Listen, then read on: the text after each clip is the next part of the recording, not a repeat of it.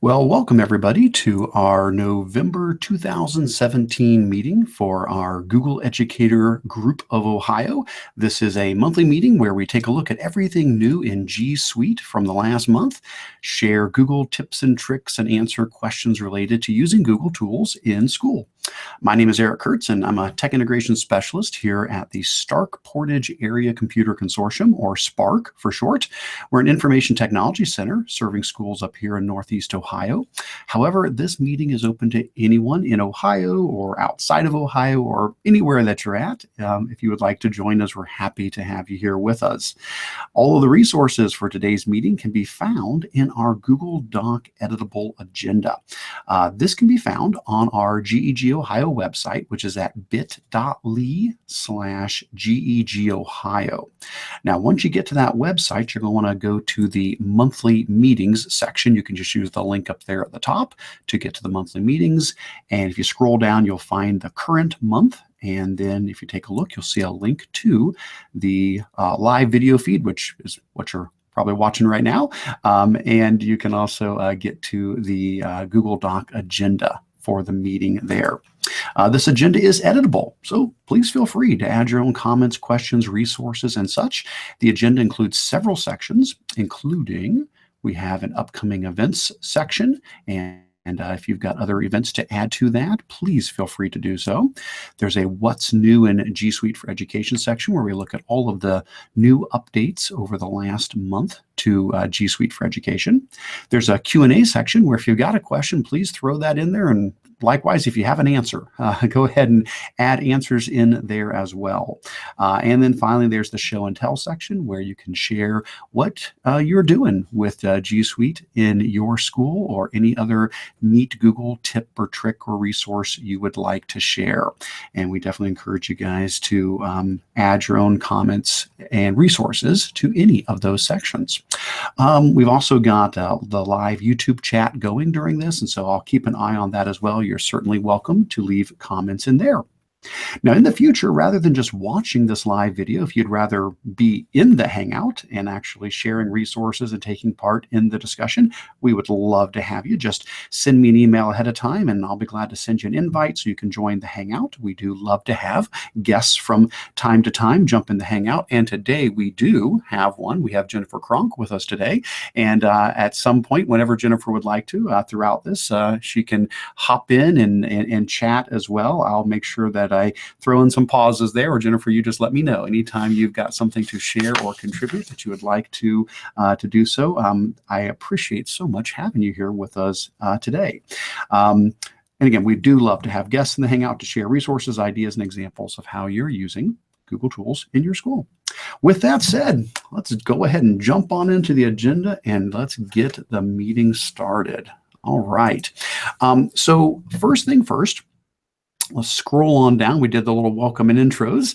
Under the important links section, there's just a couple of quick things I'll draw your attention to there. We already mentioned the GEG Ohio website. That's where you can go to get to all of our videos and agendas and so forth. But what I want to draw your attention to right now is what's right below there is the sign-in form. So there's a link here to a Google form where you can sign in for the meeting. And this accomplishes two tasks. It allows me to send you a certificate of attendance because a lot of times schools allow you to turn in hours for PD if you attend professional meetings. And so these are typically 2-hour-long meetings. And so I do generate a PDF certificate of attendance and email that out to folks. The other thing that we do with this sign-in form is it allows me to report numbers to Google. Google does ask that for all the different GEGs, the Google Educator groups around the world, that we do report our different activities that we do. And so this allows me to tell them how many people attended and if it was your first time or not and so forth. I don't share anybody's personal information with Google, just numbers so that they know who's attending. So if you get a moment, go ahead and click on that link. That'll open up this sign-in form to let us know a little bit about you so I can send you that certificate and count you in our numbers for this meeting. Awesome. Next up, below there is a section called Updates. We do have a online forum, a Google Plus community for GEG Ohio. And again, even though this is GEG Ohio, it is open to anybody. We are happy to have folks from any state or any country. As long as you're interested in Google tools, we're happy to have you. But if you follow that link out to the GEG Ohio community, we currently have a little over 2,700 members from all around. And this is a great way to connect with other Google using educators. It's a great way for you to post questions and share resources and stay up to date on the latest with G Suite for Education. So would encourage you to join that group if you haven't had a chance to before. All right, next up, we have a section here where we like to talk about upcoming events. Now, a couple of these are a little bit more Ohio specific because this is GEG Ohio, but not all of them. There's many things here that doesn't matter where you're at. A lot of these are online resources. So for example, Spark webinars. I try to do usually about one webinar a month here at Spark. And in the next 2 months, the webinars we have coming up on December 5th, I have one on supercharging Google Docs with drawings.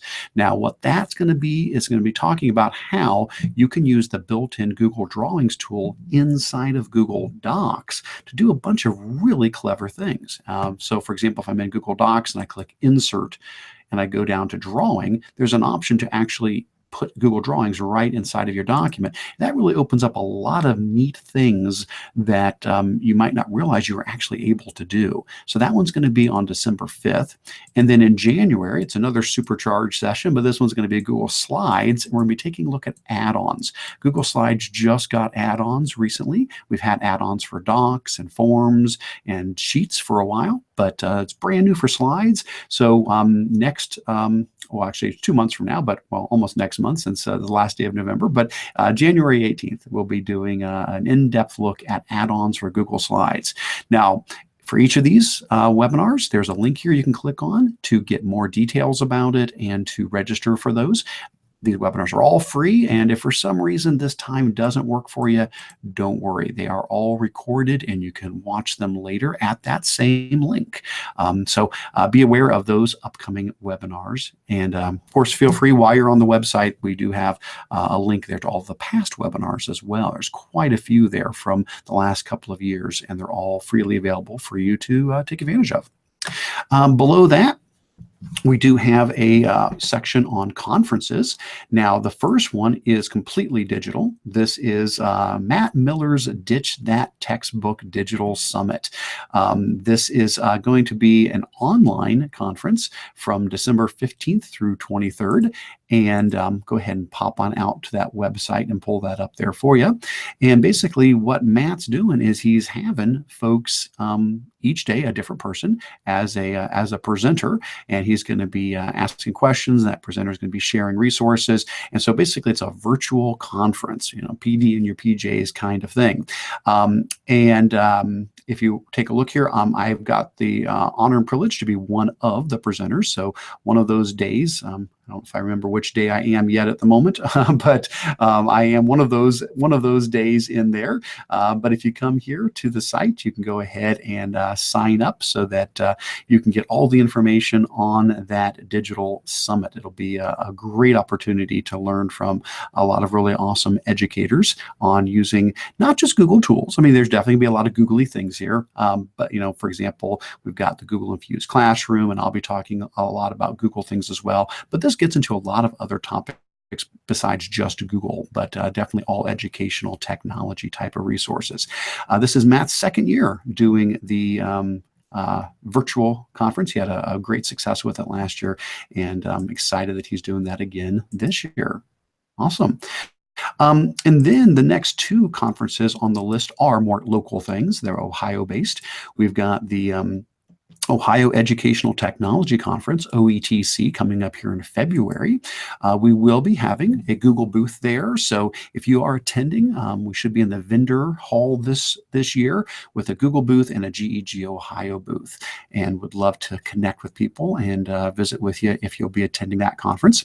And then the annual Ohio Google Summit that ITIP Ohio puts on is coming up in May. Now, that's a little ways away, but I did want to get this on your radar just because the call for proposals has opened up. So even though the conference is still quite a ways away, the call for proposal is open until February 20th. And so you can go ahead and submit for that. Now, this year, this is going to be in Columbus. It does pop around from year to year. We typically go back and forth between Columbus and Sandusky. And this year, it's going to be in Columbus. So both of these conferences in the center of the state. All right. So those are the I think that's all our housekeeping things. Those are the upcoming events and the important links. We're going to go ahead and switch gears here in just a second into our what's new in G Suite for Education. And during that section, we're going to be taking a look at all of the latest and greatest news of everything that's happened recently in the last month with Google. Then we'll get down to our Q&A section and our show and tell. I do want to pause for just a moment, though, because, again, like I said, we do have a guest with us today, Jennifer Kronk. And Jennifer, I'm not meaning to put you on the spot here at all, but I just want to pause every now and then to make sure that I'm not skipping over. If you have something to add to any of this, please feel free to, again, let me know if you want to hop in and share any other resources besides what I've gone through here. Otherwise, that's fine. Just didn't want to leave you out. Thank you so much. Go ahead, Jennifer. Yeah, go ahead. Yes, I can. Great. Thank you. By the way, that is an amazing agenda, and I am so impressed with your GEG. Just so anybody who may be wondering, I just happened to, I always take a look at Eric's agenda for Spark, and I've always thought that it's really, really well organized. And so I contacted him and asked him if I could jump on the Hangout, not realizing I'd be the only other person on your Hangout. That's okay. But one of the things I'd like to add is that coming up on December 12th, we have EdTech Teams Accessibility for All webinar. And I can put I can tweet out with whatever hashtag you use, and that is with myself, Lisa Thuman, Jeff Humphreys, and Nancy Kawajawa. And it's all about making learning in a digital world accessible for all of our learners. That is fantastic. And if there's anything you feel free to throw into the agenda too as well, if there's in the upcoming events section, if you've got a link or any details you can throw in there, please feel free to throw that in there, because I know that is definitely a passion of yours. Take a moment. I know it's not necessarily on the agenda here, but I know you do a podcast where you talk a lot about accessibility. Would you go ahead and just share a little bit about that with folks? I'd be happy to. Thank you so much. So I do have a podcast. My podcast is called the Assist Learning Podcast, and the hashtag is Assist Learning. And the podcast is dedicated to explore the intersection of instructional technology and special education.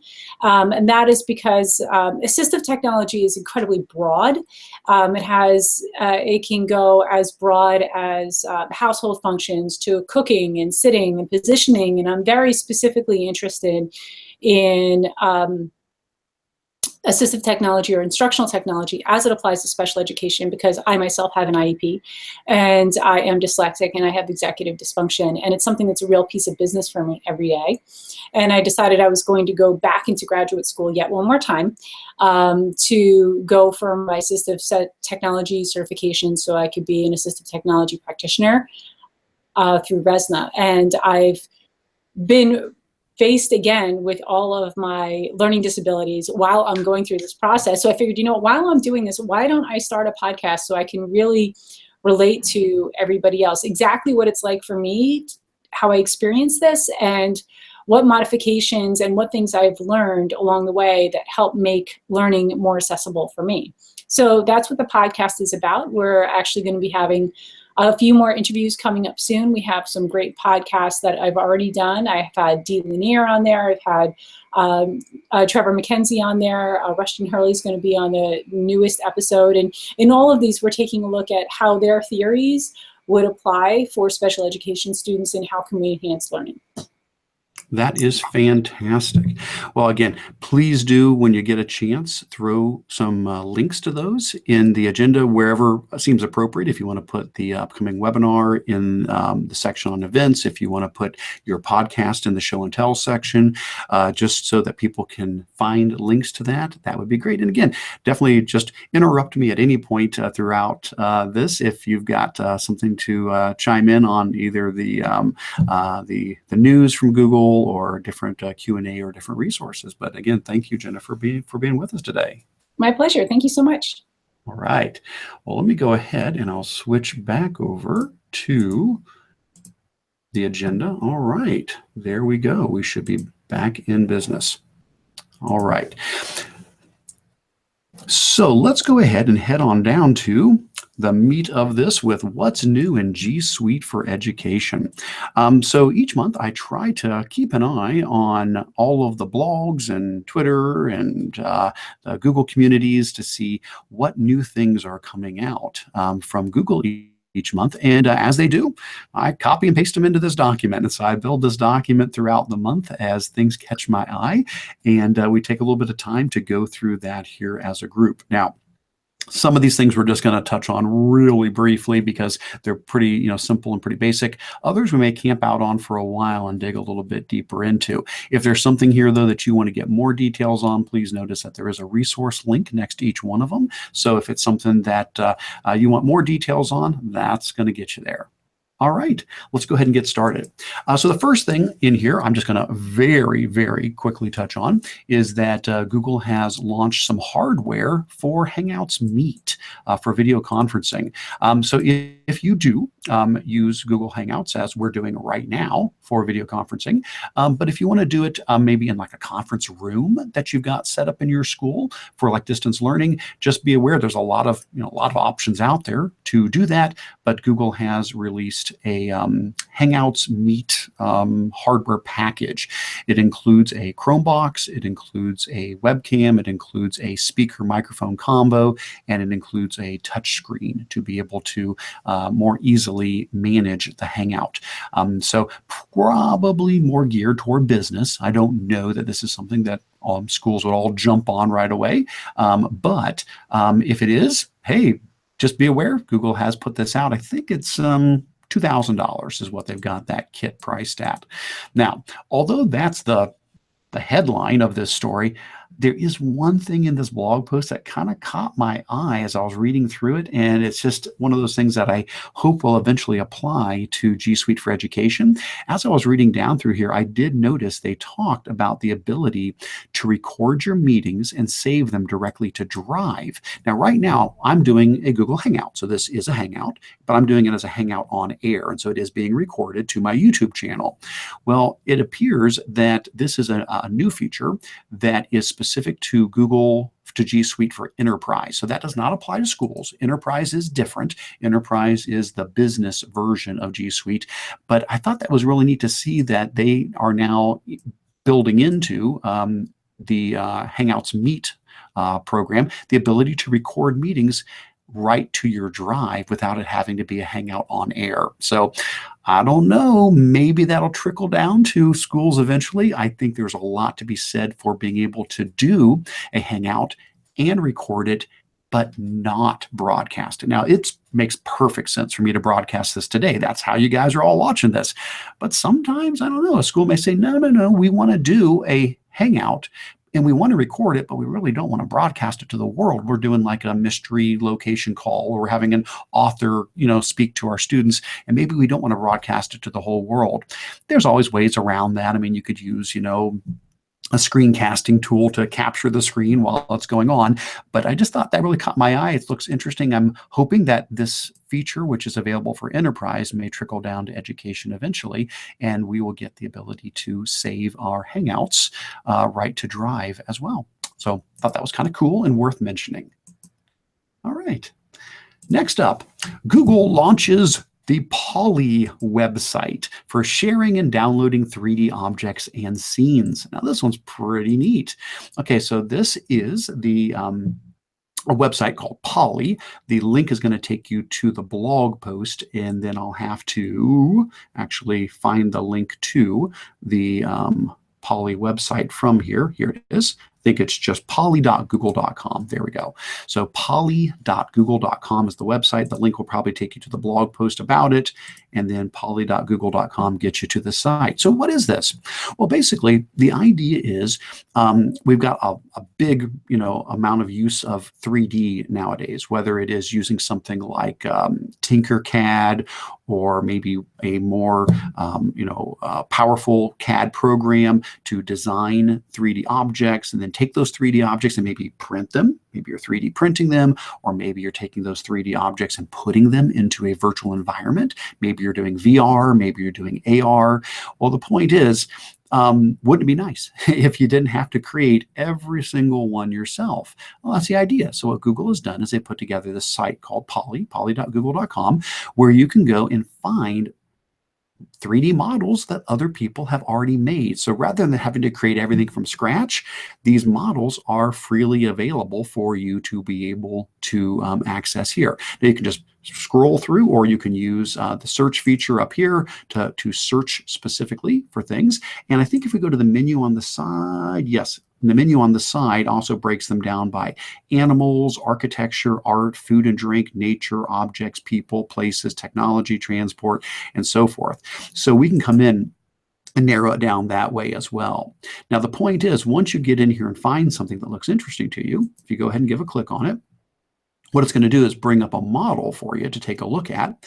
And then depending upon the usage rights, depending upon how they've uploaded this, you may have a download button over here. Now, not all of them do. Some of them are not shared that way, but the vast majority that I have seen are. And so if I come in here and I go to the download button, I can download this in different formats, including an OBJ file, which is a file format that is very common for 3D design. You can open up OBJ files in Tinkercad, for example. So I could download this Snowman and then open it up in Tinkercad, and then I could continue to work on it. Then I could 3D print it as well. You can also, just for fun, you can also create a GIF out of this. And if you come in here and you can choose the speed of rotation and the size of it, and you can download any of these as GIFs as well. All right. So, and you can upload your own here as well, too. So there's an upload option up here to add your own. So if you create some 3D models and would like to contribute to the community and give back, you can do that up there through the upload button. All right. Awesome. All right. Let's keep on going.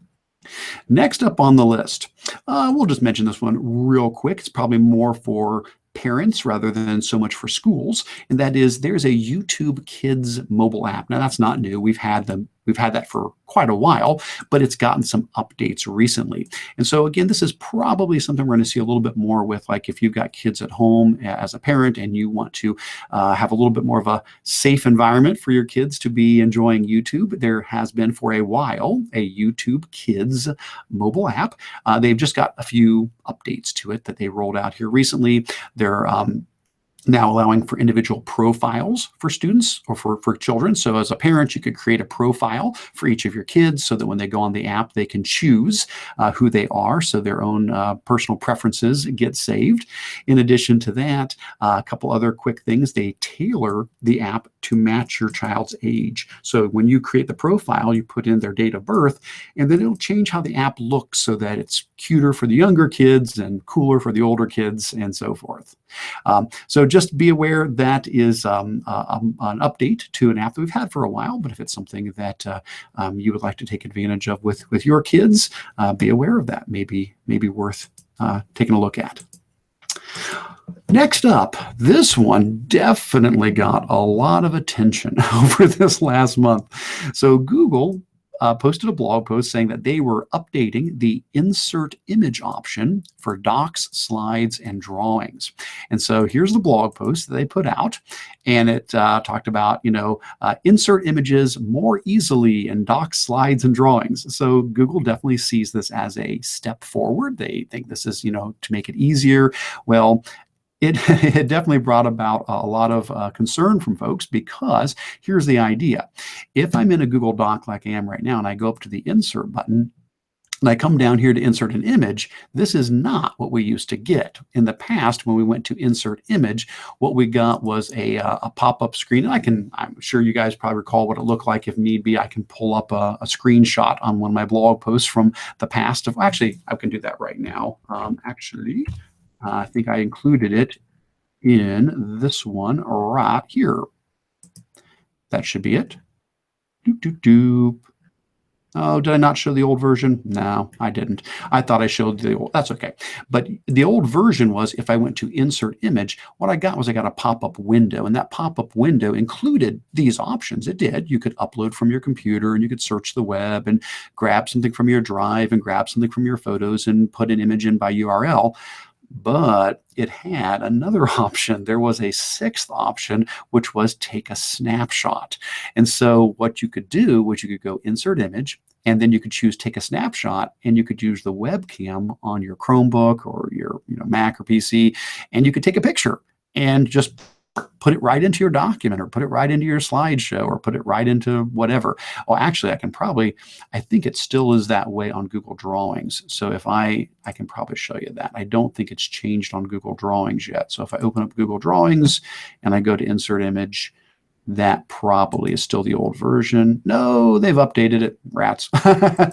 they hadn't recently, so it had not been updated yet. So looks like they've updated it there too. But so the point was, all at once, there was a big cry among people saying, oh no, this is nice that we've got these easy menu options here, but we've lost the take a snapshot option. A lot of times that's been really helpful for folks, for kids, if they're doing a project, to be able to take a picture and add it in. I know I've really enjoyed having that feature for things like stop motion animation. When I did my blog post on how to do stop motion animation in Google Slides, that's how I said to do it. I said, use the take a snapshot image and just throw that right in. And I've done some others. I had there's a blog post I have on teaching about math by having kids take pictures of their faces and then doing the golden ratio on their faces. So I know this was something people really cared a lot about. Well, two things. First of all, the rumor is we're going to get that feature back at some point. I think the problem was it was Flash-based. When you used to go into insert image and you chose take a snapshot, you may remember it popped up on the screen, usually something that said, this requires Flash. Please click here to allow. Well, Flash is an old technology. It's going away. Google is, changing Chrome so that it's not going to support Flash. And so with that being the case, I think that's probably why Google took away the take a snapshot feature, because it was Flash based. My guess is they may be retooling it. They're going to make like an HTML5 version of it and then get that back in. There was a tweet by Google that said something to the effect of, we are working on this, and so I do believe that we are going to see something eventually to come back in and give us that feature again. In the meantime, what do you do? Well, there's a lot of options out there, but here's the one that I eventually came across that I thought was, at least in my opinion, one of the quickest options. It's not perfect, but if you follow this link, this will take you out to my blog post here, which was called Take a Snapshot Alternative for Docs, Slides, and Drawings. Zoom in a little bit on that. And basically, I tried a whole bunch of different tools to see what I thought might work. Oh, there it is. There's a picture of the old option. See, there it is right there. Insert image, take a snapshot. That's what it used to look like. But now, like we said, when you go in, you don't get the option to take a snapshot. So this is just a suggestion, but one thing that I think seems to work well for me anyway is an extension called Webcam Screenshot. And I do have a link in that blog post to the Webcam Screenshot extension. And I don't know if I got it installed on this account at the moment or not. Nope, I don't. Let me go ahead and I'll add it real quick while we're sitting here. So we'll go ahead and add that extension. Oop, there it is. Now it's added. And what's nice about this one is I was trying to find something that would be the absolute least amount of clicks, because it used to be, all you did was click, I want to insert an image and take a snapshot, click, you were done. And it was just boom, it was over and done. So trying to figure out something that would be the quickest, the least amount of steps. Well, if you install this extension, and then if you go ahead and open up the extension, so let's come up here and give a click on the extension and give it permission. Hey, there I am. Here's what it does. What it does is it opens up a screen where it gives you a picture of your webcam. And then if I click make photo, it's going to take a picture of that. It's going to throw that picture right there. What's nice about it is I can copy and paste that picture right into my document. I can even drag and drop it into my document, slideshow, drawing, whatever it happens to be. And so it's not a bunch of steps. Yeah, it's a little bit more, but I don't have to like download it and upload it or anything like that. So let me just show you real quick. If I just say, I'm going to take a click the make a photo button. So I'll go make a photo. Hi, everybody. Boom, there it is. Okay, so there's my photo. So now that I've got my photo there, I can grab that photo. And again, I can just copy the image. And then I could go into, this document, or hey, there we go. I could go into this document or another one here. I'll just open up a blank document to show you. And from that blank document, I could now come in here and just hit paste. And boom, it's going to paste that image right into that document. Now, if you don't want to do copy paste, you can also do drag and drop. So if I'm here and I've taken that picture, all I have to do after hitting make a photo, so we'll do make a photo, boom, there it is. If I simply take my mouse, click and hold on the picture, I can drag it up to my toolbar and then down into my document, slideshow, or drawing, and it will drop it in. So it's not quite as quick as obviously as what the old version was, but that's not too bad. That's not too many steps. Basically, as long as you got the extension, you can take a picture and then copy paste it or drag and drop it into your document. Hopefully, this will be obsolete in a while and it won't be an issue. Hopefully, we can get that feature added back in. But at the moment, oh, here we go. Eric, we've got a little note here from Rebecca. I wanted to paste this in a comment, not really a document. That's okay. But from within a document, you can still insert image, use insert image icon from the drawing. Yes. Now, this is interesting that you mentioned this, because that's actually one of the things we're going to be talking about in the Supercharged Google Docs with Drawings. I'm just worried that's going to go away. But yes, Rebecca, you are right. If I'm in my Google document and if I go to insert drawing, which again, that's what we're going to be playing around with on next Tuesday for the webinar. I'm going to be talking about all of these fun ways to use Google Drawings inside of Google Docs. But you're right. If you come here to insert drawing and you use the image button here, this is still the old version. You can still take a snapshot. That still exists. Hey, there it is. So I can hit take a snapshot, and then I can drop that in from Google Drawings. The only thing I'm hesitant about this is I can't imagine this isn't going to go away. That's a perfect picture. It could not have taken a picture at a better time than that. And so there you go. So you are absolutely correct, Rebecca. This is another way to get images in. I'm only a little bit hesitant because I'm guessing when I go to insert drawing that this insert image button is, they're going to have to update that too. I can't imagine they're going to leave this one as the old version forever, but you're right. For right now, it still is. And so that is one of the things that I had hoped to chat about in the webinar on Tuesday, but thank you so much for mentioning that. I had completely forgotten to make mention of that. So I appreciate that very much, Rebecca. All right. Well, let's keep on going down the line. Next up, we have Google launching a Chromebook channel on YouTube. Not a real big one here, just heads up. Google has released a new YouTube channel, which is specifically for Chromebooks. There's not much there yet. There's only a couple of videos, looks like, 8 videos. But on the About page, they are saying this is the official Chromebook YouTube channel. So I guess something good to subscribe to and keep an eye on. Maybe this will be a place where Google will put more videos for Chromebooks over time. All right, next thing up in our agenda is a new feature we have to be able to copy comments and suggestions in Google Docs, Sheets, and Slides. All right, so this one's pretty slick. This is really neat. So the idea here is, in the past, whenever you would make a copy of a Google document a Google Sheet or a Google slideshow, it would make a copy for you. But one thing it didn't copy was any comments or suggestions that were in that document.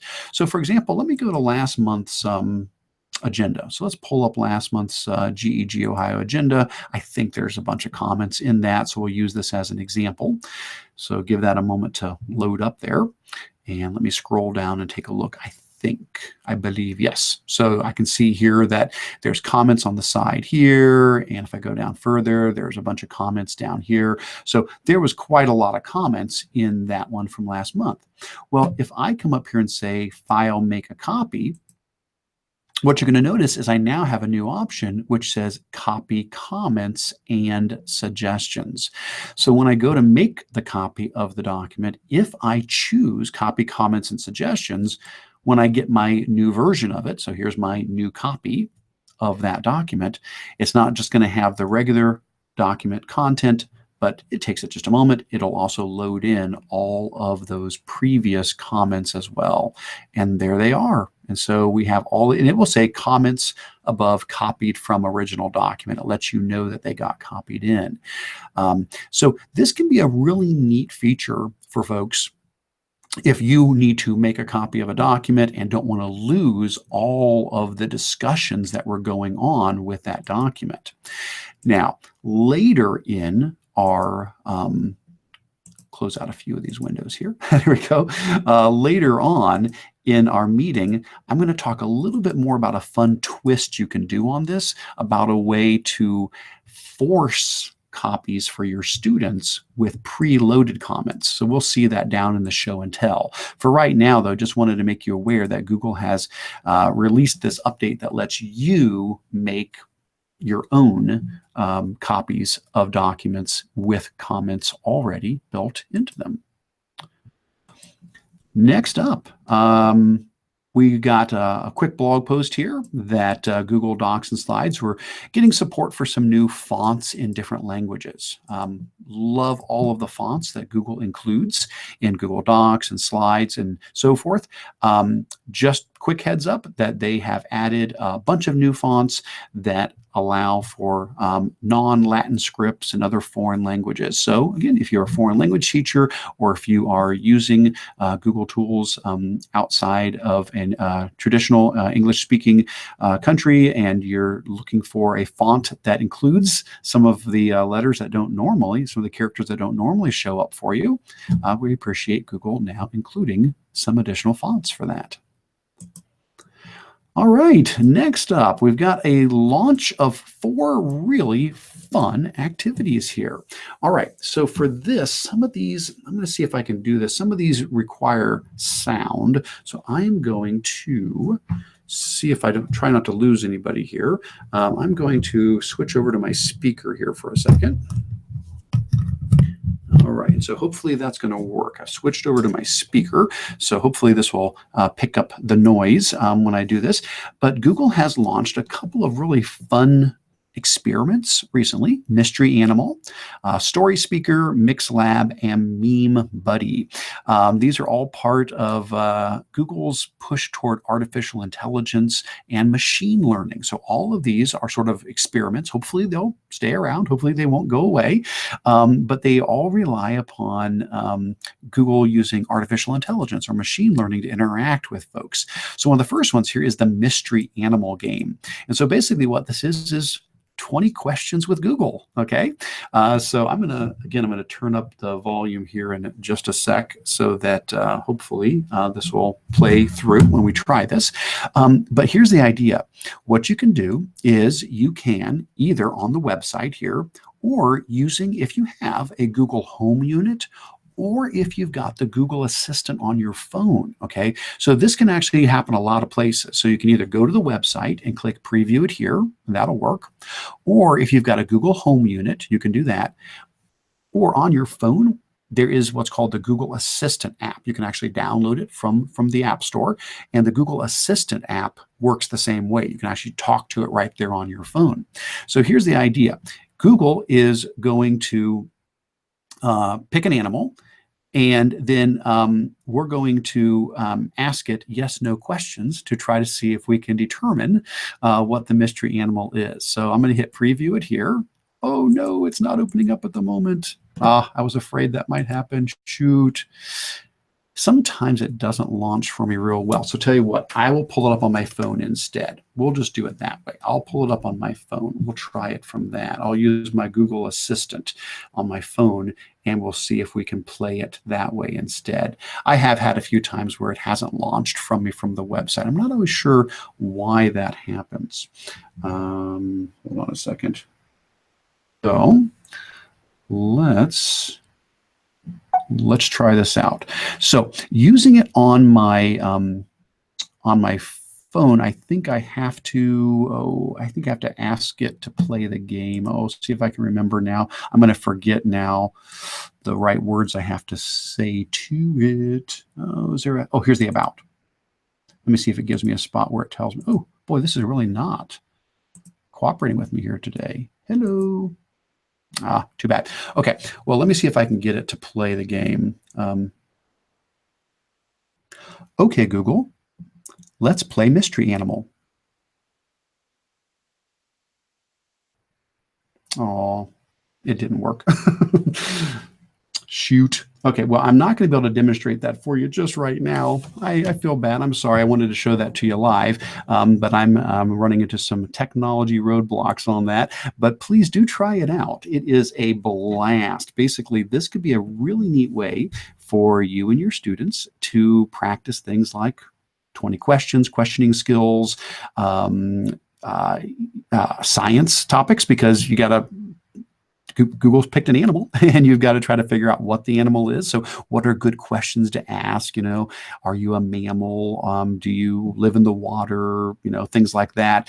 It can be a real fun way for them to, as a class, work on, you know, questioning skills and science skills. So that's Mystery Animal. That one's really fun. Let's take a look here, though, at the other ones. Story Speaker. And again, I'm afraid I'm having a little trouble with my audio, and that's I may not be able to play these for you here. Oh, is it? Oh, somebody just told me it's, hey, Google, talk to Mystery Animal. Okay, I'll try that again. Thanks. I'll pull that one back up here in just a second. This next one here is really cool. Story Speaker. Oh my gosh, this one is a blast. So Story Speaker is a new one they've done that's actually an add-on for Google Docs. So this is a Google Docs add-on. And what it does is it allows you to create, basically choose your own adventure stories inside of Google Docs that then you can simply talk to your, either, again, your Google Home unit or your Google Assistant, or you can test it out right inside of the document, and it'll actually read the story for you, and then you say what you want to do, and it takes you through. So for example, let me go ahead and I'll go ahead and install this real quick, show you what this looks like. I may already have it installed on this one. Here we go. Oh, nope, not installed yet. We'll install it on this one real quick. And we'll just go with the pre-made template. We'll just use that, and we'll see if that works for us here. So now that I've installed Story Speaker, I can go ahead and open up Story Speaker, and we'll just use the basic template to get started with. And it's going to throw that in to our document. And basically what you can do is you or your students can now go through and you can edit this template. You can put in your own story, like what gets said, what are the options, what happens if you choose different things. And then after you've built your story in here, we can go ahead and play the story. Normally you would send this, for example, you could export this and use it on like a Google Home, but we should be able to play it right here. Instead of on Google Home, we should be able to play it right here. So let's try this out, and we'll see if this one works here for us. In front of you. Do you go to the left or the right?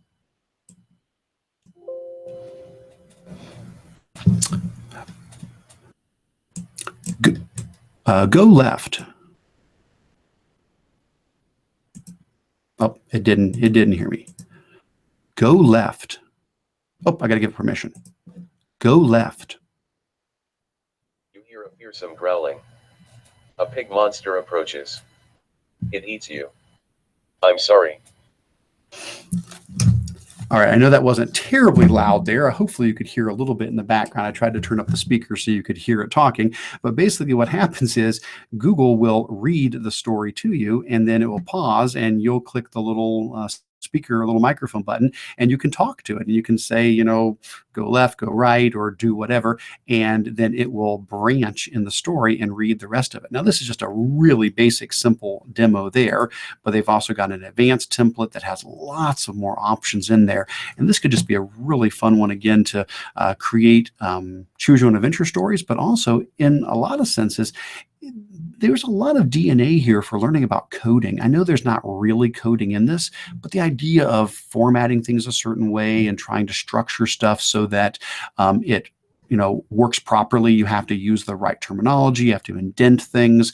It's a nice preface to the idea of coding and setting things up for coding purposes. So that one's called Story Speaker, and that's really awesome. I'm going to see, thanks to Paul for suggesting that I use Hey Google Talk to Mystery Animal. I'm going to try it again. So let's try the Mystery Animal again here. So again, we're going to, this is the website, the Mystery Animal website, but I'm going to try it on my phone because it doesn't look like my preview is working there still, unfortunately. So let's try this. Okay, Google, talk to Mystery Animal. Mystery Animal. Hey there, I'm the Mystery Animal. To figure out what kind of animal I am, you'll have to ask me up to 20 yes or no questions. Questions like, are you a mammal, or do you have feathers? If you're ready, then start asking away. Are you a mammal? Heck nah, I am not a type of mammal. Do you live in the water? Afraid not, I don't live in water. Do you have wings? Nope, I don't have wings as far as I've noticed. All right, and you get the idea. So basically, that's the way it works. So hopefully you were able to hear it that time. I hope that was coming through a little bit louder. That was, again, I was running that off of my phone, but you can run it off of the website. I just, at the moment, I'm not getting it to come up, but I have run it off the website before. So it does run from there as well. All right, thanks, Paul, for giving me the right words to give to it. The last two new artificial intelligence tools that Google has put out, one's called MixLab. MixLab allows you to tell Google to create music for you. So basically, you can come in here, and now this one's going to work, see? And then you can go ahead and tell it to do certain kinds of music. So I can say something like, oops, here we go. Is it coming up? Nope, it's not. Okay, but it allows you to tell Google like what type of drums you want, what type of keyboard you want, what type of bass you want, and what type of guitar you want, and it will go ahead and create a mix for you. I'm just not having a whole lot of luck right now pulling those up. The next one is called Meme Buddy. And Meme Buddy allows you to create memes by telling Google what you want the picture to be and what you want the text to be. Well, we're going to roll the dice and see if it works for us here. We'll try it out. Make a meme with a picture of a computer that says, I, for one, welcome our Google AI overlords.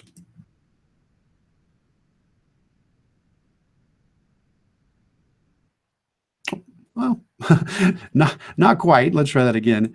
Change the picture to a computer.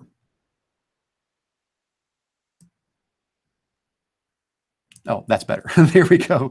And so basically you can just talk to Meme Buddy, and Google, again, it's all about artificial intelligence. Google's listening to what you're saying and trying to understand what you're telling it.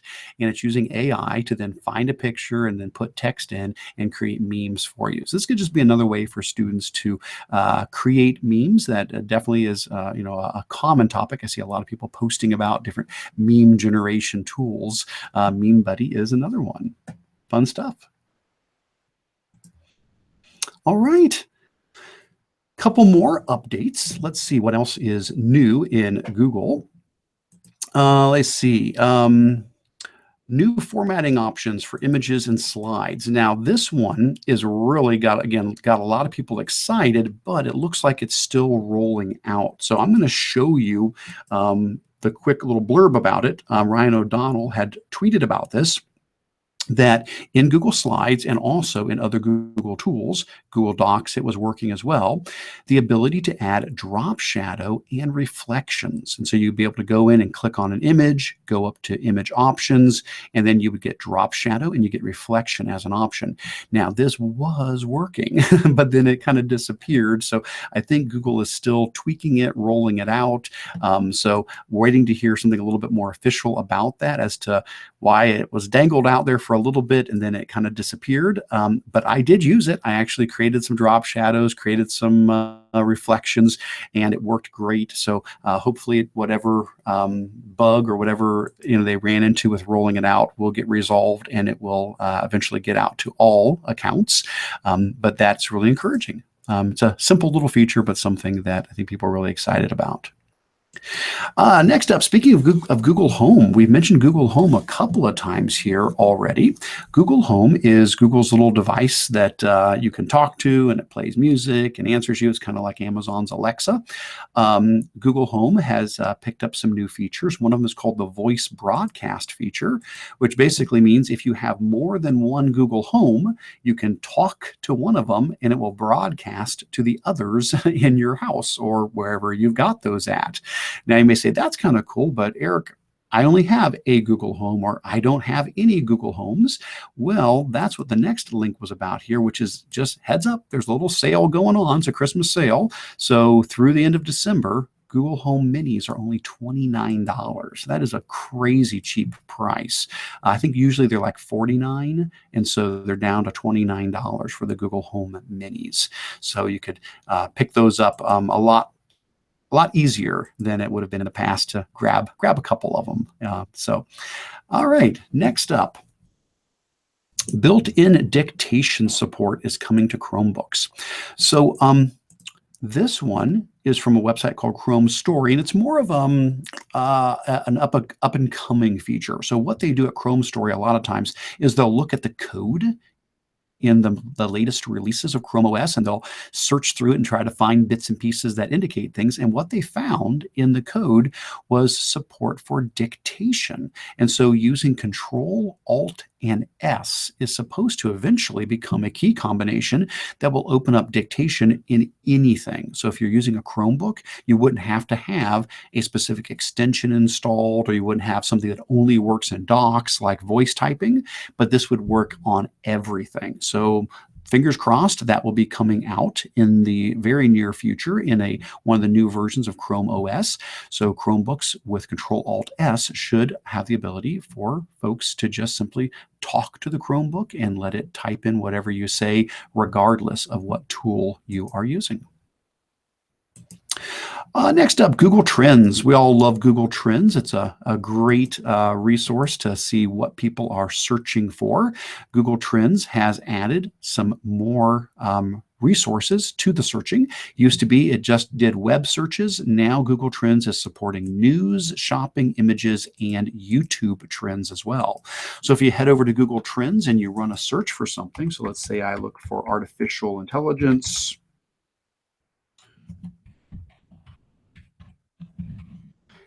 Search for artificial intelligence, Google Trends by default is going to show me how that search term has changed over time with the interest as a web search. And it'll show you by country, it'll show you different queries that are related to that, and you can click on any of these to drill down deeper. Well, the new thing is that in addition to how this has changed over time on the web, you can also now do image search, news search, shopping, and YouTube. So if I want to say, how has artificial intelligence as a search term changed on YouTube searching? Well, switch to that, and you can see that up until about July of this year, not a whole lot, but boy, it has really started to jump up a lot in the last 6 months as far as YouTube interest in artificial intelligence. So that's a small little update to Google Trends, but that's nice that they're continuing to develop that tool. Next up, Google Sites gets a site-wide footer option. All right, so let me pull up Google Sites real quick and show you what this means.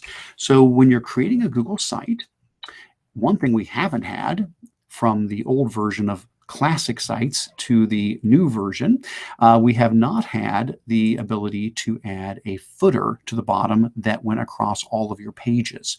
So here is the new version of Google Sites. This is just a demo site that I've used for some different trainings. Now, if I go to the bottom of the page and I hover my mouse somewhere near the bottom of your page, you should see a little button pop up that says Add Footer. If you give a click on that, you now can put in content that will show up on every single page you make. You wouldn't have to redo this over and over and over again. So I'm just going to say, here is a sample footer.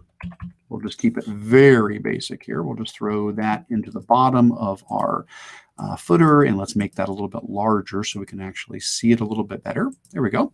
Now the idea is if I go to a different page, okay, that's my footer. If I go to a different page now, that was my home page. Let's pop over to, you know, like the calendar page. If I pop over to the calendar page and scroll to the bottom, the footer is still there at the bottom. So that was a feature we had in the classic version of Sites that has now been moved over to the new version. So we can create a footer and it will stay the same on every one of your pages. All right, last couple, we're getting near the end here of what's new in Google. Equatio. So Equatio is an extension by the folks at TextHelp. TextHelp is the company that makes Read and Write for Google, for example, one you probably hear me chat about a lot of times. It's a great assistive technology extension, but it's a great extension for really for everyone to use, does text-to-speech, does a lot of neat things. Well, they released an extension called Equatio a couple months back. Let me see if I remember. Let me check out my original blog post. Was it March? Yes, back in March. So back in March, they launched Equatio. Now, what Equatio did is it was an extension that allowed you to create math and insert math and science into Google Docs and Google Forms and so forth. And it was really, really nice. So, you know, here's an example. Here's some quick little GIFs I had made showing it, where you could click on Equatio and you could just start typing in and using regular words like plus and minus and square, and it would fill those in for you. Or if you wanted to do science, you could start typing in science terms and it would bring up all of the different chemical formulas and would create those for you with the subscripts. So you didn't have to worry about trying to create subscripts for those. It also had the ability to use a latex editor, and one of the really cool things was handwriting recognition. You could just draw right in the extension and it would recognize what you were drawing and it would turn it into math, and then you could insert that math into your document. It even did speech input. You could just talk to it, and as you said, you know, whatever you wanted the math to be, it would create that for you as well. Okay, so really, really, really nice tool, and it also works inside of Google Forms. So not just docs, but you could use this to add fractions and mixed numbers and all sorts of, you know, math to your Google Forms. Now, as awesome as this is, as much as we all absolutely loved it, it did have some limits, okay? And so what it was that when it first came out, it was free if you wanted to use it inside of Google Docs. And not every feature was included in that. For example, the handwriting recognition was somewhat limited. You can only do so many of those per month. Well, it turns out that just here a few days ago, on November 28th, they put out a blog post saying, hey, guess what? We are now making Equatio totally free for teachers. Now, that means it does still cost for students if you want them to have the premium version. The free version that works in docs, that is still available for students to use. But for teachers, instead of having to either purchase the full version or to only use the somewhat limited version inside of docs, you now can get the entire version of Equatio, the premium version, at no cost. So if you follow that link out to the blog post from Text Help, or if you follow the link to my blog post that I had done back in March, I have updated that blog post now to say, here's the announcement from Equatio, and here is a link to fill out a form as a teacher to get upgraded to the complete full version. That takes you out to their website. And this works for both Read and Write and for Equatio. This has always been the case with Read and Write. You've always been able to get the full version free as a teacher, but now we've added Equatio to that mix. So if you go to that link, you can come in and fill in your details and say which products you are using, and make sure you include the email of the account you're using. So whatever account it is you are using, include that, and that's it. You will now have the full version, which means you'll be able to use Equatio not just in docs. You'll have the premium version, so you can use it for forms, slides, sheets, drawings. That is fantastic news. So if you're a math teacher, this is a must-have. It's free now, and you can be putting math equations, or if you're a science teacher and you're doing science formulas, you can put those in all of the Google tools now. No problem at all. One of the slickest, easiest tools to use. For those of you that remember GMath back in the days, Equatio is the successor to that. John McGowan, who created GMath, is the same person who has created Equatio with the help of Text Help. And we want to thank them very much for hearing what people had said and requested and making the full version now completely free for teachers. So that was great news.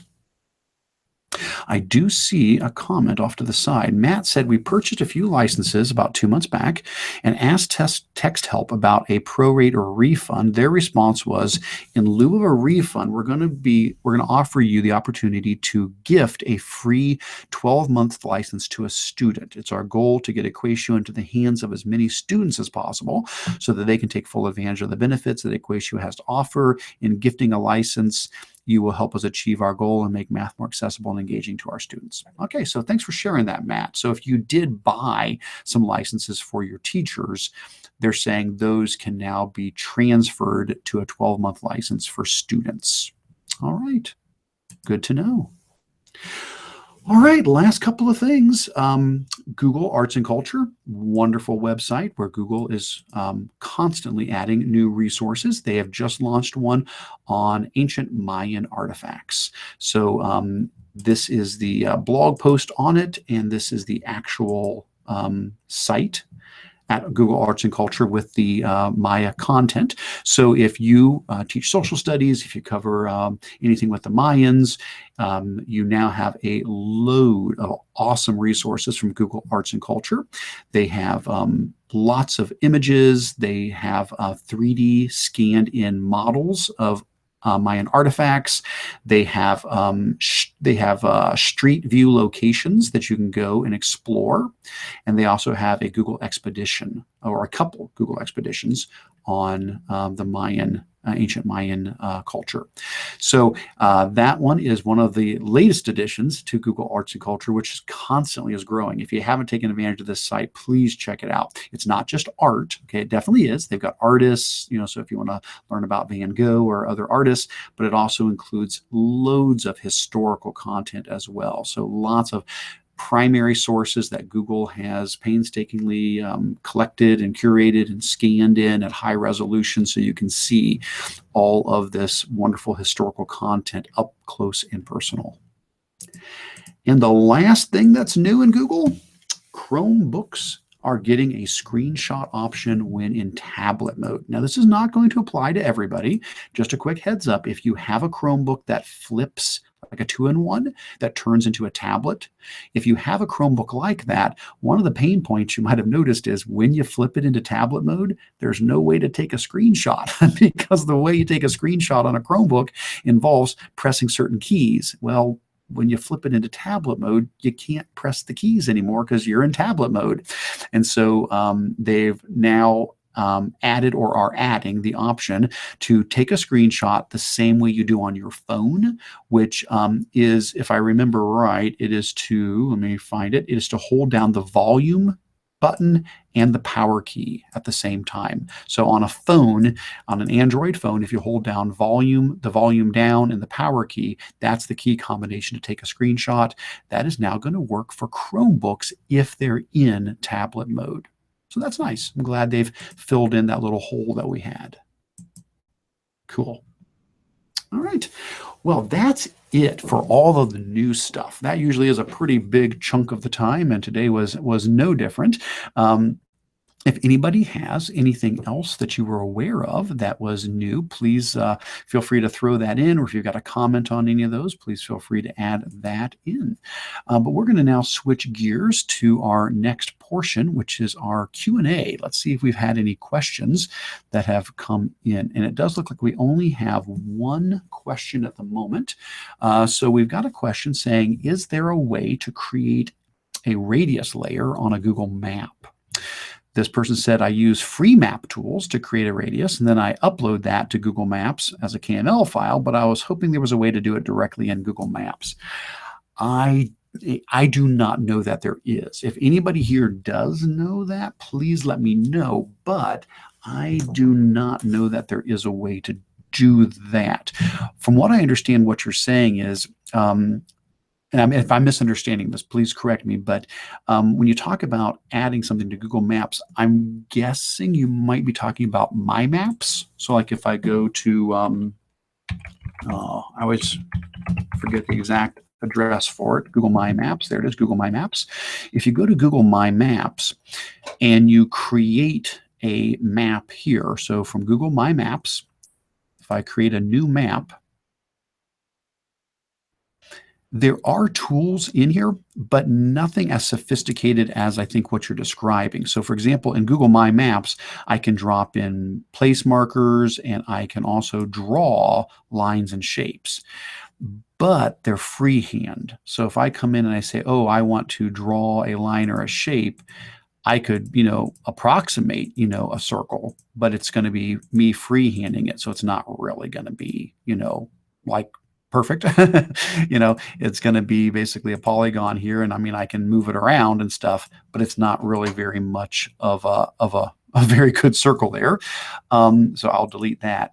I'm guessing what you're saying is you said you were going to free map tools. So let's head over to free map tools. And on free map tools, it looks like you have the option to create a radius around a point. And it looks like we can zoom in, find a spot. We'll just come around the Akron-Canton area where we're at here. And it looks like we can drop in a radius. Let's say we want a 25-mile radius here. And let's see, draw that radius. See if it, oh, nope. To do it, oh, I got to click on the map. Oh, I got to click on the map. I'm sorry, there it is. So there's the point on the map, and I said do a 25-mile radius. So there is the, there it is. And then it looks like if I scroll down a little further, I can probably export this. Yep, there it is, generate KML. So that is the export file. And there it goes. It just downloaded a KML file for that. I could come over here to Google My Maps and I can import. Google My Maps allows you to import content, and you can import KML files. So if I click on import, and if I go to select a KML file, I should be able to grab that right from my downloads here. Let's see if it's, oh, there it is, download radius, there it is. Let's open it up and drop that in and see what happens. Oh, there it is. And so, yeah, so there is the, there's the radius. I can click on it and it looks like I can change the color if I wanted to. So if I wanted to be a different color, And it really is just a shape. So even though it looks like a circle, it still is just a polygon with a whole bunch of points on it there.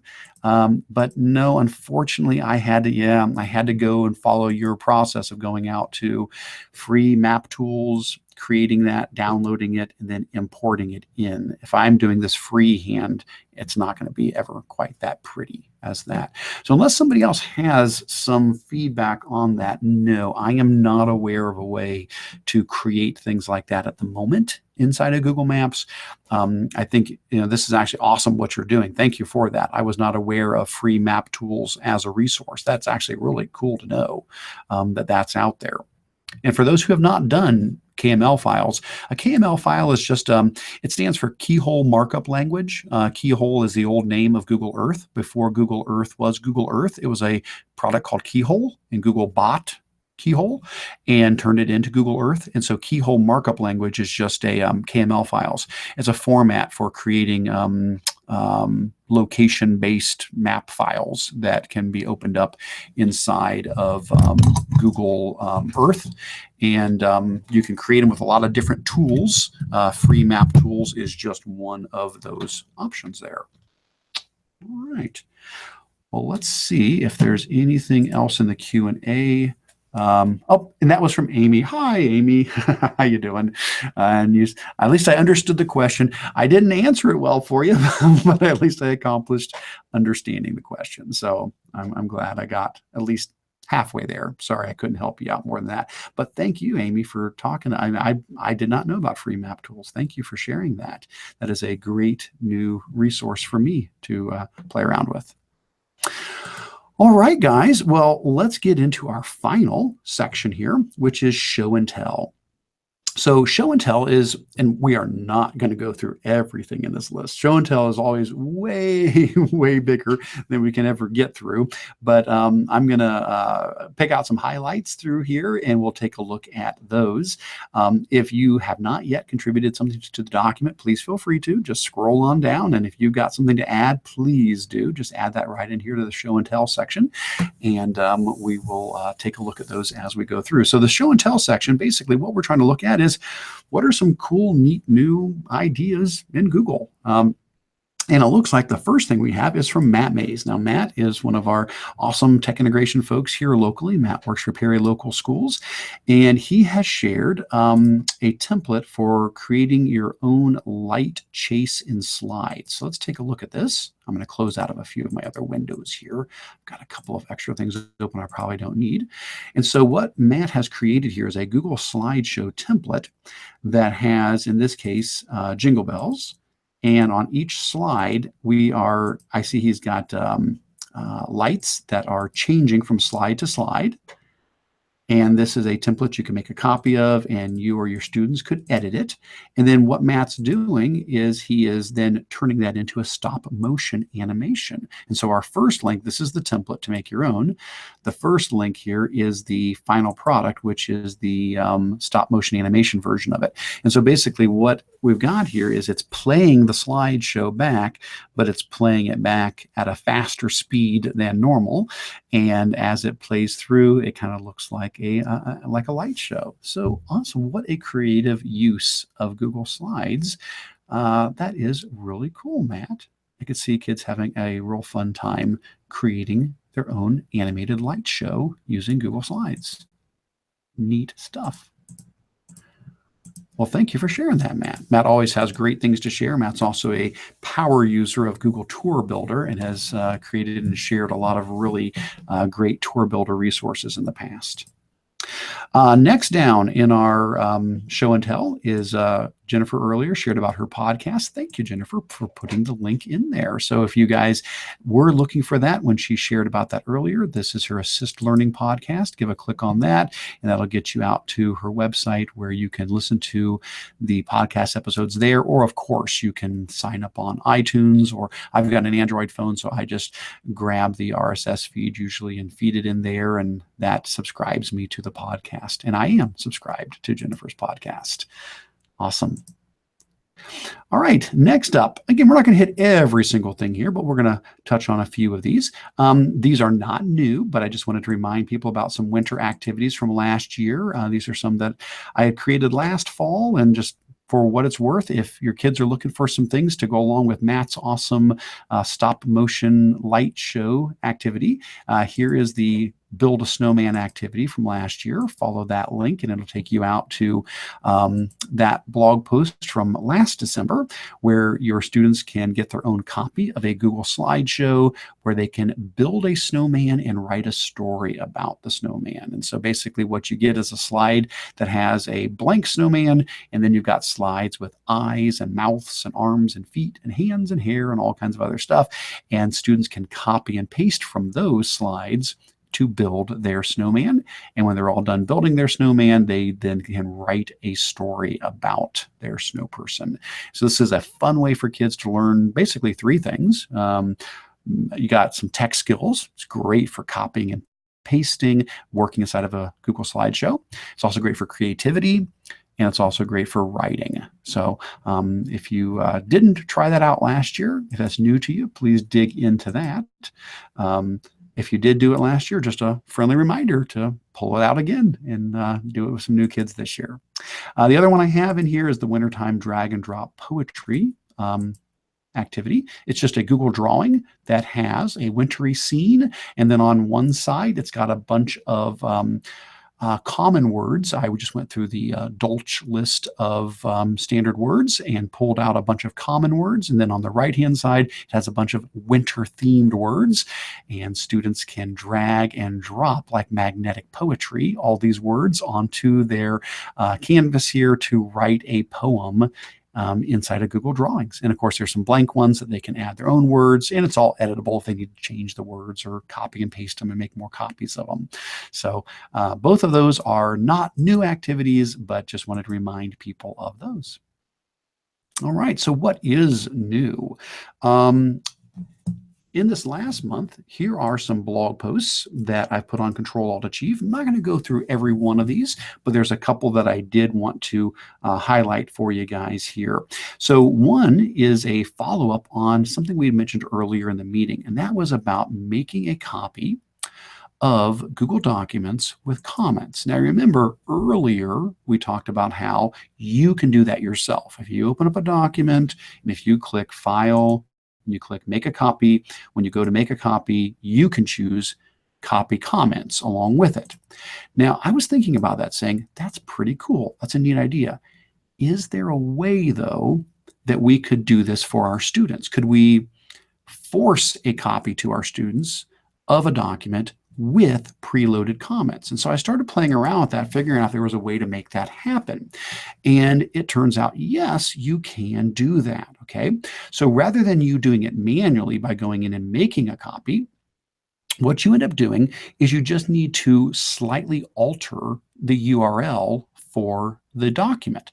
So you'll start by going into your document and getting a shareable link, and make sure that it is set so that anybody with the link can comment. Okay, does need to have that permission. If not, it won't copy the comments. Okay, so you do have to have it set so that anyone in your district or anyone wherever, however you need to set it, that they have the ability to comment on the document. So go ahead and set the permission like that.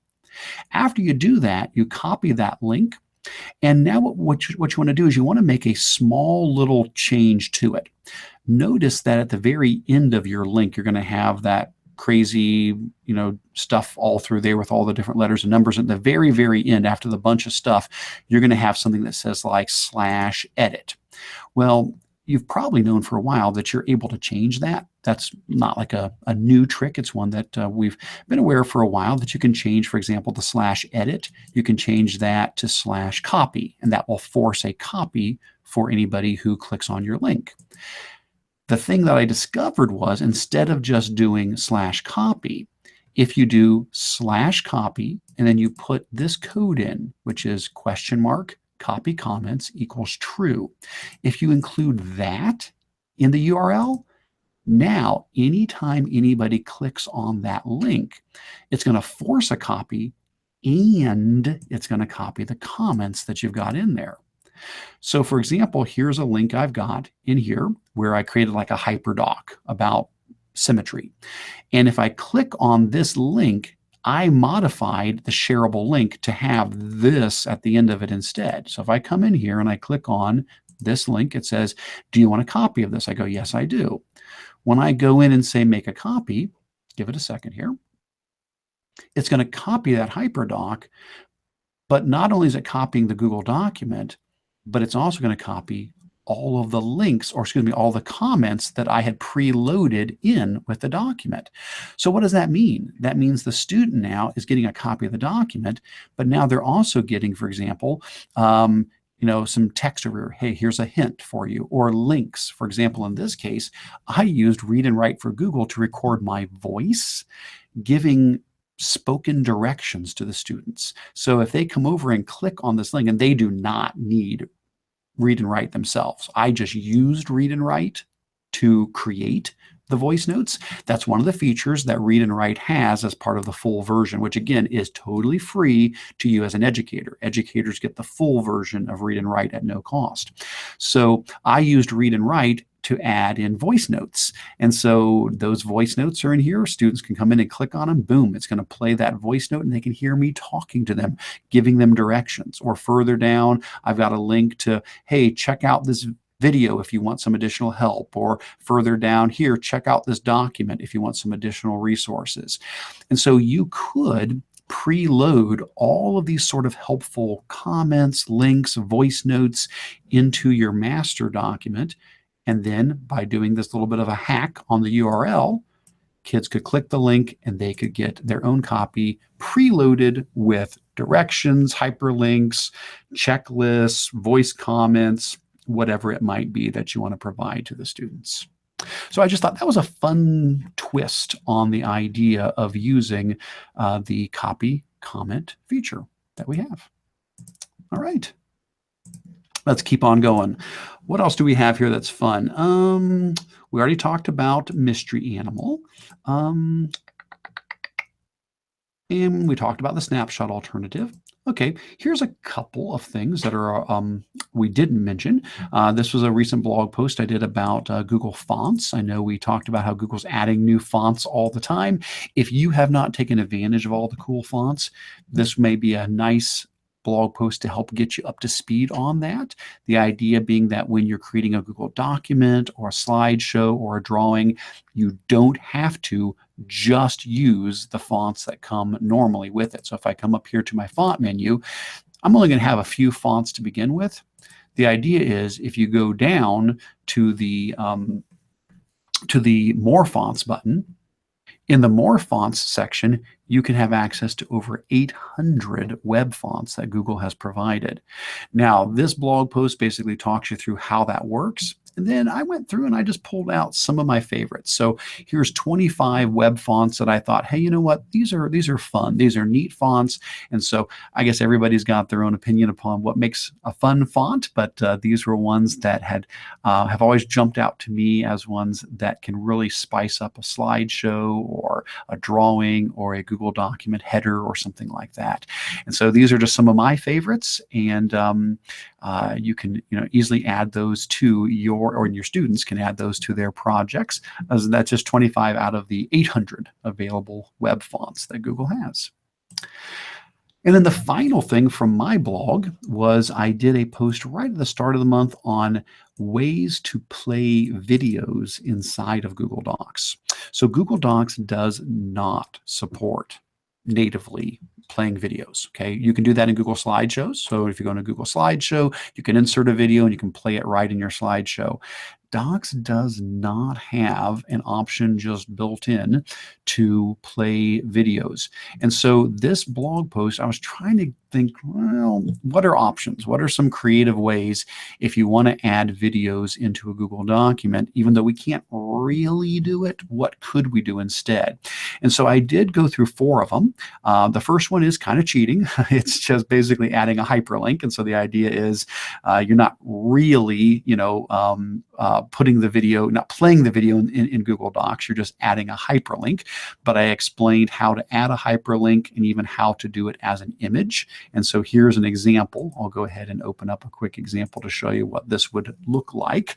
And so here is a hyperdoc on simple machines, and as I look down through here, there's a spot for different videos, and they're not really videos, it's just a screenshot I took. But if you click on the image, it then gives you a link out to the video. So okay, that's kind of cheating a little bit. That's not really putting a video inside. Oops, turn that off. That's not really putting a video inside of your doc, but it's an option. That would be one way to accomplish that. Then if you want to get a little bit more creative, option 2 is to use an add-on called DocuTube. And DocuTube is an add-on that will play the videos in a pop-up window or on the side of your Google document. And so if you have DocuTube installed, you can try this out. We'll go ahead and open up a copy of this. If you've got DocuTube installed as an add-on, when you go to run it, it'll scan through your document and it will look for any video links. And when it finds a video link, it will allow you to play that video in, like I said, a pop-up window or over on the side. So let's say I've got this Simple Machines hyperdoc, and I've got some video links in here. If I have, in my add-ons, if I have DocuTube installed, and I come here and say, show this in a pop-up, what it's going to do is it's going to, oh, it's asking for permission. Must have had an update. That's okay. We'll let that update there real quick. Give that a second. All right, there we go. What it's going to do is it's going to scan through my document, and it's going to find any videos that were linked to my document. And now, without ever leaving the document, I can play those videos. So the document's still in the background. DocuTube is going to play those videos for me in this nice pop-up window here. So that's an option. The third option is back to our trick about using Google Drawings inside of Google Docs. And we are going to talk about this in the upcoming webinar that I've got next Tuesday. And the idea is you can put a video inside of a Google Drawing and then put a Google Drawing inside of your Google Doc. And so I do have directions on how to do that. And I have an example to show that. And so once we make a copy of that, you'll see that what I've actually done is I've stuck Google Drawings inside of my document. These are actually Google Drawings. And what you would do is the student would simply double click on the Google Drawing. It would open up Google Drawings, and then they would double click a second time on the video, and it would actually start playing it at that point. So it's playing it inside of Google Drawings, and the Google Drawing is inside of the Google Doc. And then the final option for playing videos inside of a document is, again, a little bit of cheating, and that is creating an animated GIF out of the video instead. And so I do talk about using a tool like Chrome Capture to pull up a video and basically record an animated GIF of it. And my encouragement is, if you're going to do that, turn on closed captioning so that when it's recording the video, it's grabbing the text as well. And then you could insert that image in. And I don't know, we'll see how these look. We'll go ahead and make a quick copy of that. And what we should get are, instead of videos, they're animated GIFs. So there's no audio with it, but there is the snippet of the video, and it's saved as an animated GIF, and I've inserted it into the document so the students can still watch that video clip and they can read the closed captioning that goes along with it. And so I did that for a couple of different videos, grabbing a pertinent portion of that video. So again, a little bit of cheating. It's not quite the same. It's still not really a video at that point, but it is, we don't have the audio with it, but it would be another way to get clips of videos into your Google Docs. So that was a blog post from the start of the month on 4 different creative ways if you want to add video to a Google Doc. Some options until the day comes, which I hope it does, that Google adds that option natively, and then my blog post becomes irrelevant. So I look forward to that day when we won't have to do that. But for now, hey, that's some creative ways to do it. All right. So those were my new things from my blog. We're going to go ahead and pull up some other cool things people have shared, but I see, Rebecca, you did have something. You said, if using Google Classroom, can a teacher create a document with comments already in it and make a copy for each student through Classroom? Unfortunately, no. The make a copy option in Google Classroom does not yet have any control over whether comments are copied. So if you're using Google, if you're using this and you're doing it inside of Classroom, you're not going to be able to get the comments copied. You'd pretty much have to use this trick. You'd have to get the fancy dancy customized link, and then you'd probably just need to create an assignment and add it as a link in there for the kids to click on, and the kids would have to click the link, and then that would generate the copy for them. So that's how you would do that. Otherwise, it's not going to, if you let Classroom make the copy, it won't bring the comments with it. But who knows? Maybe eventually that'll be another checkbox option in Classroom as well. That'd be really cool if it was. All right. For the rest of these here, I know there's a ton of them here. I jotted down ahead of time just some notes for myself on some that jumped out. So again, I always want to say if I don't mention one, it doesn't mean it's not cool. It just means we only have so much time, and I'm trying to pick a couple here that I think I definitely want to highlight. But I want to thank all of the people who created these resources. Just the fact that I put it in the document here means it jumped out at me. I was excited when I read it this month. So please, if I don't go through each one of these, and if it looks interesting to you, please click on the link and try them out yourself. There's a lot of great resources here. So some of the things that jumped out at me, one was that Google Sheets Flippity add-on has now added some new games. So let's go ahead and shoot on out to the blog post on this. So from the Brenham Tech Daily website, they let us know that Flippity has now added a memory game and a word search game. Now, if you're not familiar with Flippity, if that's something you haven't played around with yet, I did cover that in a webinar and a blog post a while back on ways to use Google Sheets in different subject areas. And Flippity is an add-on for Google Sheets. And basically it lets you make Jeopardy games, it lets you make Hangman games, bingo cards, crossword puzzles, random name choosers, all kinds of stuff. It's really awesome. Well, they've added now a memory game, and they've added a word search game as well. If you've never played around with this before, it's pretty simple. Simply, I'll go ahead and create a Google spreadsheet so you can see how this looks. And then it's in your add-ons menu. So if you go up to add-ons, if you don't have Flippity installed, you can just search for it in your in the Get add-ons. I've already got Flippity installed, but if not, you can go down to Get Add-ons and search for Flippity. But once you have it installed from add-ons, if you go to Flippity and you go to pick a template, it will give you a carousel of choices, and we're up to 14 of them now. So we've got flashcards, there's the memory game, there's the Jeopardy game, the random name picker, the word search, and on and on and on. Crosswords, bingo, hangman, and on and on and on. So one of the new ones was the memory game.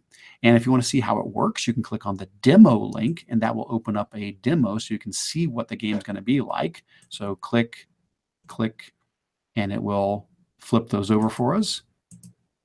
Looks like I'm matching this one. This one must be colors and words. So that was gray, and that's gray. And red, and nope, that's not red. Oh, I saw white down here. Here's white and white. Very good. And so that's what it looks like when you actually play the game. The way you use these templates is you click the use link inside of the add-on pop-up, and what it does is it copies the template into your Google spreadsheet. And so it builds a Google spreadsheet for you here, where you can now go in and you can put in your terms, you can put in what it matches up to, and then once you've replaced the template content with your content, then you can go back to Flippity, and it will give you a unique link that will allow you to play the game. Now, there is one other step. It does say, don't forget you need to publish this. You click File, Publish to the web. That makes it playable. And then that link is the link that people could then use, students could use to play the game. Now, keep in mind, this isn't just something for you as a teacher to do. This is fantastic for your students as well. Let your kids create these. Let them make a Jeopardy game. Let them make flashcards. Let them make a crossword puzzle. That could be a great project for them to show their learning and their knowledge and understanding of a content area. So maybe, different students pick, different chapters throughout the year to make games for. So let your students do this as well as you. All right, good stuff. Another thing that jumped out at me that I thought was pretty snazzy was, here we go, changing your default font in Google Docs. Now, this was a blog post by Jake Miller. Jake is another awesome technology integration person in our neck of the woods. Jake's just a little bit north and east of me, but we are very, very fortunate to have Jake in our area. And at his website, jakemiller.net, he posts a lot of times really helpful animated GIFs that teach you some really nifty things about Google. Well, recently, Jake put one that I did not know. This was really cool. I love learning new things. And Jake posted one about changing the default font style in Docs. Now, basically what he says is go in and he says create some text and go ahead and set it to whatever font you want. So, if you don't want it to be Arial, let's say you want, something like Calibri or something else to be your default font. He says, go ahead, type up your normal stuff, set the font you want. Then after you've done that, he says you go to normal text and you say update normal text to match that. Then you go down from the normal text section and you go to the options and you say save this as my default. So when you do that, what ends up happening is it's not just a temporary thing. So here he goes again. He's setting it to Calibri 14. He's saying make normal text match. Then he says go down to the options and save that as my default style. And that's it. From now on, every time you do a new document, Calibri 14 or whatever is going to be your default font. That's slick. I thought that was really neat. I was not aware of that. I thought that was pretty cool. All right. Next. Another thing that caught my attention was this blog post on embedding a Twitter feed into the new Google Sites. Now, this is something that we've been hoping to be able to do in Google Sites natively, and it's still not built in. This is a clever workaround to get that to happen. So give it time. Hopefully with the new Google Sites, we're going to get some more options, and eventually we'll be able to do this very simply just through a nice menu option. But at the moment, we can't. And so Brad Dale did a nice blog post here where he built off of a post from another website, and this post originally explained how to do this by creating a script, and all the scripting is done for you. You don't have to know anything about coding. It's already here, but copying this code and creating a script from it, and then getting a unique URL from that you then put into Google Sites. Well, what was really nice is Brad took some time to take that and put it into a YouTube video. So it's not a real long video, it's just a couple minutes long. But if you would like to put a Twitter feed on your new Google Sites, Brad does a great job of taking you through step by step. He goes through the content of this other blog post and explains real well how to do it. So if you're looking for a way to put a Twitter feed into your Google site, that is one option until, again, we get something a little bit more official from Google. All right, just a couple more. Let's see. Another one that got my attention, let's see. Oh, here we go. Was we've had a lot of posts recently about template collections, and this has been really, really neat. So it just seems like it I don't know if it's a coincidence or one person saw somebody else, and so they got inspired to do the same. But over this last month, I've seen a lot of people posting about template collections. And so I went ahead and threw in links to 3 of those that got posted during this last month. So the first one is a big collection of slides and drawing templates. If you follow that link, it'll take you out to that website, and they've got them in different categories. There's the general category, but then they break them down by grade 1, 2, 3, 4, 5, 6, 7, 8, and teacher resources.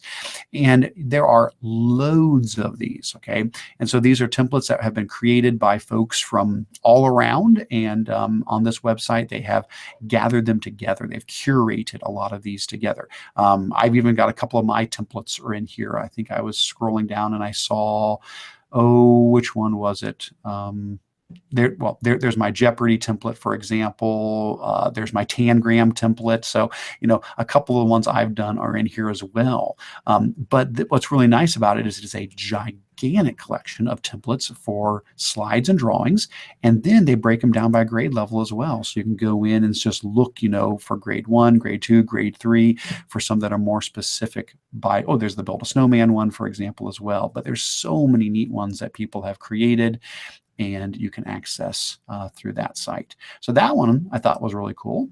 Then I saw this one on Google Drawings templates. This one was posted. And just, again, loads and loads and loads of links. And these are organized by language arts, by math, by social studies, by science, tech integration, and so forth. And then if you want to see them visually, that's like the list. Go down further and you can, again, actually see them all shown out there. And then we've got another one here, which was recently put up.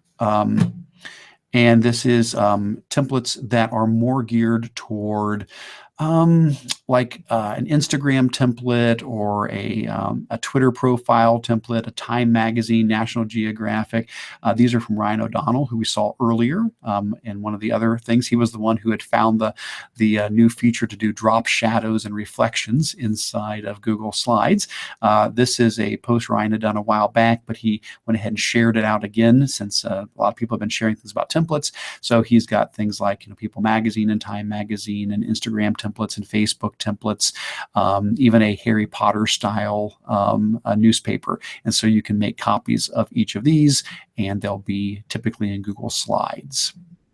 And to add to that group, I do have quite a bunch of drawing templates as well. And this is nothing new. There's nothing new in it. But if you just wanted to see them all in one place, I did go ahead and throw in the link to that. So underneath all of these templates, here's a link to the Google Drive folder that has all of my drawing templates. And so if you open that up, you can switch into thumbnail mode, and you can actually get previews.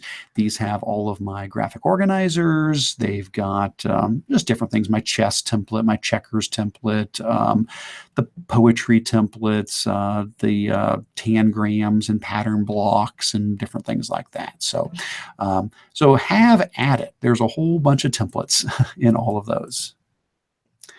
All right, just a few more here. Another thing that jumped out at me this last month was this video on chunking content with Google Slides video options.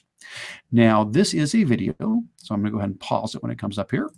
And this is by Kevin Zahner.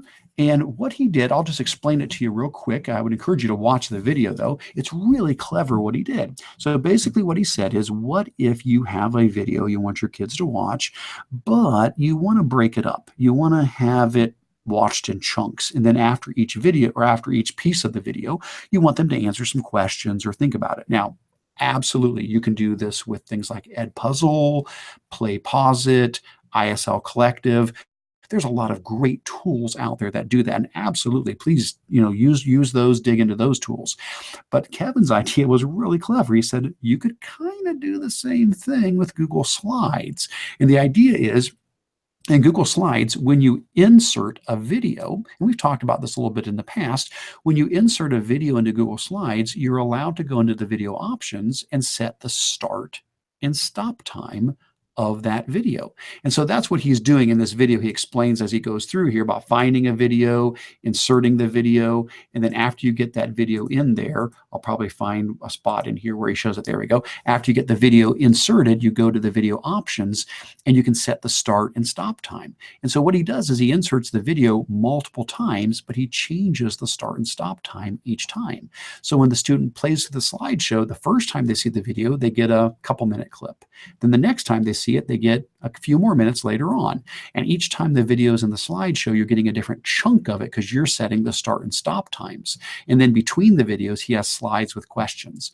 So you could turn this into a hyperdoc. The kids could watch the video, then they could type in their answers to the questions. I thought, that is so clever. What a neat way to do that. So that was another one that had really caught my attention over this last month. All right, let's see. I have 3 more that had jumped out at me. And so I'm going to finish up with these last 3. And if anybody else has any to add, I will do my best to look back through and see if we've got any additional ones that have been added in. The next one is, I'm probably looking right at it. It is, must have gone past it. It's the one on Google Drawings choice activities. Let me see. Oh, there it is right there. Using Google Drawing preview mode for choice activities. So this is by Meredith Akers. And Meredith loved this idea. Really, really cool what she did. So Meredith was talking about wanting to use Google Drawings as a way for kids to have choice activities, like open up this Google Drawing and then click on one of these 5 different choices, and that jumps you out to a different activity or a website. So choice activities. Now, first of all, that in itself is great. I love the idea. We absolutely should give students choice. We should let them, have that flexibility when they're doing projects and activities. Well, that in itself is awesome. Here's the really cool thing, though. Meredith came across something that I did not know. I love learning new stuff.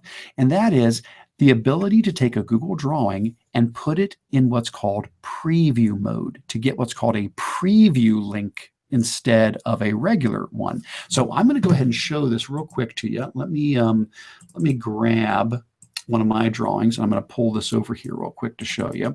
So this is from an activity I did a while back. I had talked about how Google Drawings can be used sort of like a thing link, where you can create a Google drawing and then you can add icons or boxes into the drawing. And then after you add those icons in, you can use the link button to create hyperlinks so that if somebody comes in and clicks on it, they can jump out and watch a video, or they can click here and look at an image, or they can click here and open up a Google Doc, or they can click here and open up a link. Well, in the past, whenever I've done this, what I've said is, okay, here you go, create this in Google Drawings, add all of your hyperlinks in, and then I said, go ahead and share it as view only. So we go copy link, and then let me move this out of the way again, and let me go to my other screen here, and then you paste that link in. Now when it opens up in, oops, I'm in the wrong. Oh, I still have edit rights. Let me go to one where I don't have edit rights. I'll go to incognito window. That's what I meant to do. Sorry about that. Here we go. So now I've only got view rights. And so in view rights, now somebody can come in and they can click on the video and jump out to the YouTube, or click on the picture and jump out to that. But the problem is it's 2 clicks. Even though I've shared this in view mode, if they click on, oh, I want to go to this link, they click the link, they still have to actually then click the link below it, and then that jumps you out to that web page. Or, hey, I want to read this document, click, and now click and jump out to that document. Well, what Meredith realized was, again, you can hack the URL. You can change the end of the URL. And so what she did is she realized that you can change what's at the very end and switch it from edit to preview, the actual text. You switch it to the word preview, and she mentions that right here.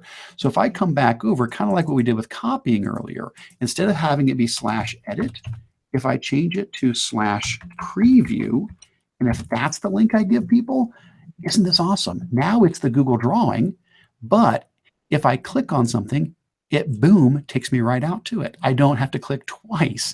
If I want to click on this, image, boom, it takes me right out to the image. I don't have to click twice. If I want this document, boom, click, it takes me right out there. So I thought, oh, that is so cool. It's such a simple idea, and I'm so glad Meredith realized that and shared that. So I'm going to need to go back through all my old stuff and do updates to things and change some of my links to preview rather than just the view only version of it. So I thought that was pretty slick. So thanks, Meredith, for sharing that. All right. Next one I was going to mention was one from Jen Giffen. Jen had shared about how to run a mystery hangout. Now, if you don't know what a mystery hangout is, or a mystery Skype, either way, I typically use Hangouts, but I know a lot of folks still use Skype, and that is totally fine as well. But the idea is, what you can do is you can connect your students with another class somewhere in the world, and then with that other class, you, as the teacher, of course, know where they're at, and their teacher knows where you're at, but your kids don't know where the other class is from, and the other class doesn't know where your kids are from. And basically, in the Hangout, your students are supposed to ask questions, like 20 questions, Q&A type, yes and no type questions.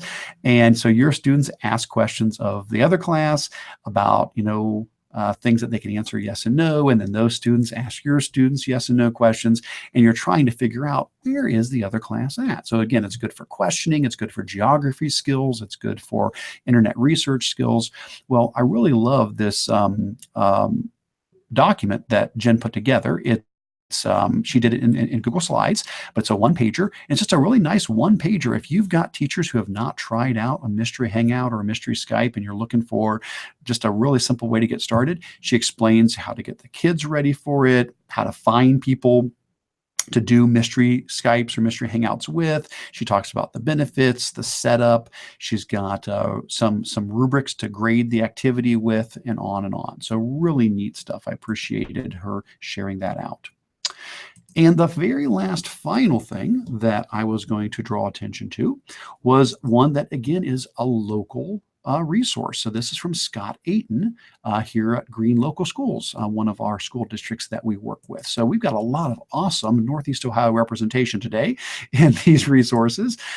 Scott shared some resources on creating a secure testing environment for Google Forms. Now, this is definitely a question that comes up a lot of times. People say, I've got a quiz, I want my kids to take the quiz, but I don't want them jumping out into another tab. I don't want them opening up other windows and searching and then copying and pasting the answers in. Is there any way we can lock down the form so that people can't, students can't leave and go to other sites? Well, there's nothing built in yet. Okay, so there's no button inside of Google Forms that you just click and it does that. But what happened was, if you go here to the presentation, we'll pull this up. But Scott and Mark, they're at Green, said, I bet we can figure out a way to make this work. Now, I'm sure other folks have probably done something similar to this, but I tell you, Scott and Mark have done a great job explaining the whole process. So if you just click down through here, I think it actually starts with what their process is around slide 8. And I'll just give you the gist of it. And I would definitely encourage you to dig into their slideshow with all the details. Here's what they're doing. They're doing this on Chromebooks, okay? And what they're doing is they start off by they create what's called a kiosk app. They make an app using a tool called Chrome App Builder. And they promise. It is not a complicated, difficult thing. They've got lots of directions in here, but using this Chrome App Builder, they make a web app. And this web app does one thing and one thing only. The web app loads a web page. And what they've done is they have created a web page. Let me see if I can show you what it looks like here. I'll open up this one. I think I can show you what their web page looks like. They've basically created a web page that, scroll on down here and see if I can pull this up for you guys so you can see. They have a picture of it here. Hang on. I think I may have a link to it, actually. Let me find the link. There we go. I think this is the one I wanted to show you. There it is. So this is it. So here's their web page. They basically created a web page That's their assessment kiosk. And they have the names of all of their teachers on this web page. And each teacher has a link that would take you to another page on the website that that teacher is allowed to edit. Now, the point is, this web app they're creating does nothing but load that web page. Okay, so they create this web app, this kiosk app, and this kiosk app is locked down, so you can't right click to inspect the source, you can't open other tabs and browse to other sites. It does nothing but loads up this web page, and that's it. So they create the kiosk app and they tell it, this is all you can do, just load this web page. After they've done that, what they then basically do is they push that kiosk app out to the Chromebooks. And so anytime that a teacher wants to give an assessment and they want to lock it down, what's going to happen is the teacher is going to go in and create their form. And Scott's got some really good directions here where he goes through and explains all the step-by-steps on how to set up the form. So the teacher goes in and they set up their quiz. Okay. And then what the teacher is going to do after they've created their quiz is they're going to use the link to their quiz. And once they've got that link, they're going to go in to that web page that we looked at. They're going to go to their web page, and then they're going to edit their own web page, and they're going to put in the link to the form. So basically what happens is students are going to come to class. Teacher's going to say, okay, guys, I need you to reboot your Chromebooks, and you need to go into kiosk. You need to choose the kiosk app. And so the kids reboot their Chromebooks. They click on the little kiosk app at the bottom, and then it launches this website, which has all their teachers. The teacher then says, hey, click on my name. They click on their name, and then there'll be a link on the teacher's page to the assessment that they've set up for that day.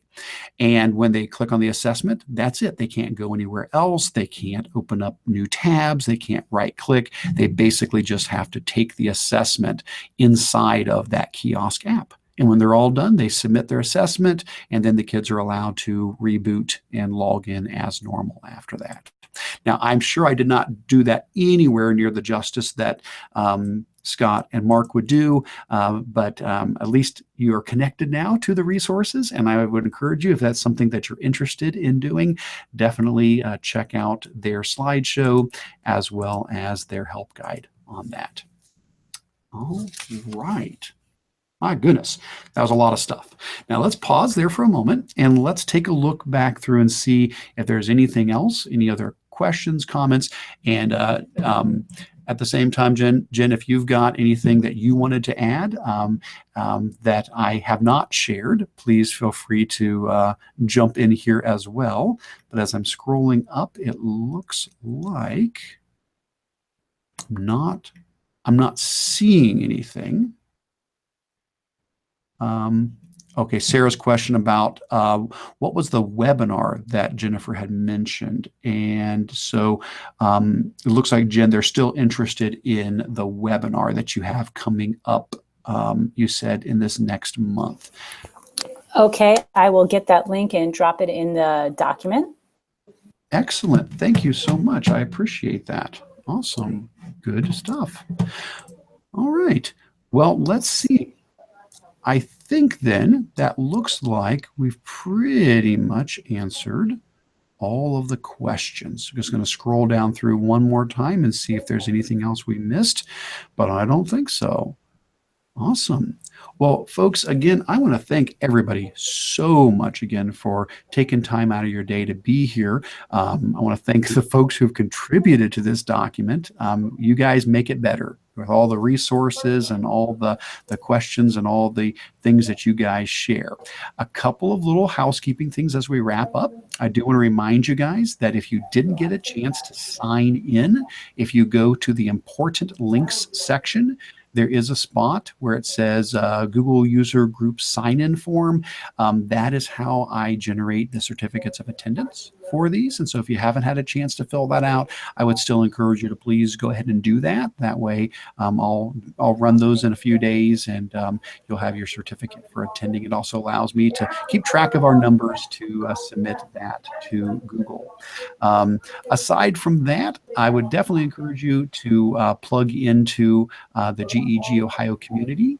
The link is in here. That will take you out to that Google Plus community where you can join and you can post questions and share resources and stay connected and up to date on all of the most recent things. And as always, make sure you visit our GEG Ohio website at bit.ly/GEG Ohio. That's where you'll be able to find links to the monthly meetings. I'll get the resources put on for our next meeting, which should be late December 22nd. In a little while, I'll get the agenda link and the video link put in for that. I would say, though, always check back because sometimes these dates do change. We try to stick pretty close to these, but you may find from time to time that we move those around. So this is always the place to double check and make sure before you do set aside the time to join to make sure we have not adjusted any of those. Sometimes we do bump them around a little bit. But other than that, thank you guys so very much for being here today. And big thanks also to Jennifer Kronk for joining us. I appreciate her spending some time with us, and would encourage people to check out her podcast and all the other resources that Jennifer has. Any parting words you had for us, Jen? No, that I'm just so incredibly impressed with the Ohio GEG. It's making me want to level up my GEG game. Well, hey, everybody does it differently, and we always learn from each other.